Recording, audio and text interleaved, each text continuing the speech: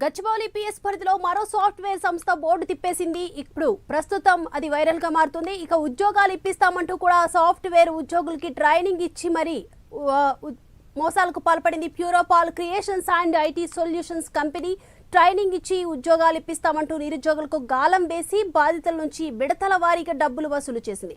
ఒక్కొక్కరి నుంచి 2 లక్షల నుంచి 2,50,000 వరకు వసూలు చేసింది. కొంతమందిని వర్క్ ఫ్రమ్ హోమ్ అంటూ కూడా నమ్మించింది. కంపెనీ యాజమాన్యం కోచింగ్ ముగిసిన తర్వాత కూడా ఉద్యోగం ఇవ్వకుండా కంపెనీ కాలం గడుపుతూ వచ్చింది. దీంతో అనుమానం వచ్చిన బాధితులు గచ్చిబౌలిలోని ఆఫీస్కి వెళ్లి చూడగా అక్కడ ఎలాంటి ఆఫీస్ లేకపోవడంతో మోసపోయామంటూ కూడా గ్రహించారు. ఆమ్ ఆద్మీ పార్టీ తెలంగాణ రాష్ట్ర కన్వీనర్ దిడ్డి సుధాకర్తో కలిసి గచ్చిబౌలి పోలీస్ స్టేషన్లో ఫిర్యాదు చేశారు. కంపెనీ బోర్డు తిప్పేయడంతో సుమారు 200 మంది రోడ్డున పడ్డారు.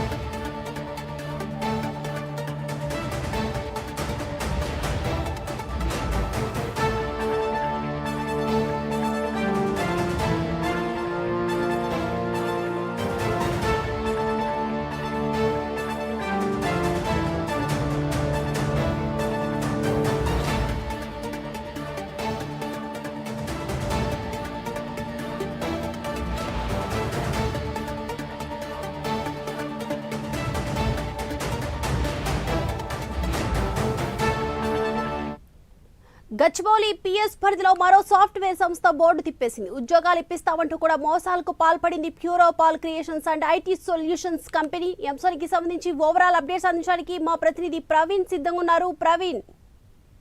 దీపిక, అయితే గచ్చిబౌలి పోలీస్ స్టేషన్ పరిధిలో మరో సాఫ్ట్వేర్ కంపెనీ అయితే బోర్డు తిప్పేసిందని తెలుస్తుంది. అయితే ఉద్యోగాలు ఇప్పిస్తామంటూ మోసాలకు కూడా పాల్పడినట్టుగా తెలుస్తుంది.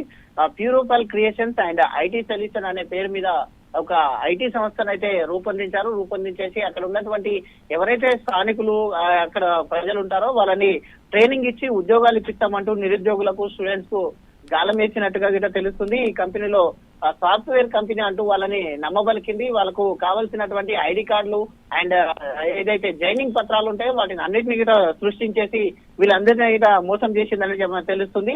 అయితే బాధితుల వద్ద నుండి విడతల వారీగా డబ్బులు కూడా వసూలు చేసినట్టుగా Puropal creations and IT solution company విడతల వారీగా ఒక్కొక్కరి దగ్గర నుండి 1,00,000 నుంచి 50,000 వరకు కూడా ఒక్కొక్కరి దగ్గర 2 లక్షల వరకు కూడా వసూలు చేసినట్టుగా తెలుస్తుంది. 2,50,000 వరకు కూడా ఒక్కొక్కరికి ఒక్కొక్క రేటుగా 50,000, 1,00,000, 2 లక్షలు, 2 లక్షలన్నర ఈ విధంగా ఒక్కొక్కరికి ఒక్కొక్క రేటుగా ఫిక్స్ చేసేసి ఆ విధంగా డబ్బులను కూడా వసూలు చేసినట్టు తెలుస్తుంది. అయితే మొత్తం కంపెనీలో 200 మంది ఉద్యోగులను జాయిన్ చేస్తూ వీరి దగ్గర నుండి 1,00,000, 2 లక్షల రూపాయలు తీసుకున్నారు. కాబట్టి ఆ 200 మంది ఉద్యోగస్తులు ఎవరైతే ఉన్నారో కొంతమందికి వర్క్ ఫ్రం హోమ్ అంటూ కూడా అయితే కంపెనీ యజమానం నమ్మించింది.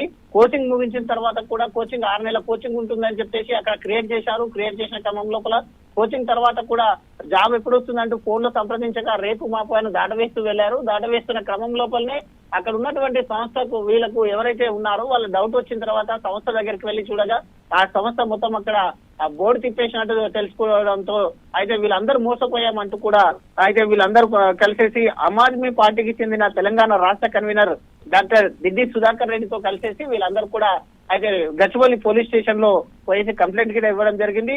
బోర్డు తిప్పేయడంతో 200 మంది మొత్తం టోటల్ గా కూడా నడి రోడ్డున పడ్డారని తెలుస్తుంది. అందరూ డబ్బులు కూడా చెల్లించారు. ఈ క్రమంలో పోలీసులు కేసు నమోదు చేసి దర్యాప్తు చేస్తున్నారు. Right, thank you Praveen.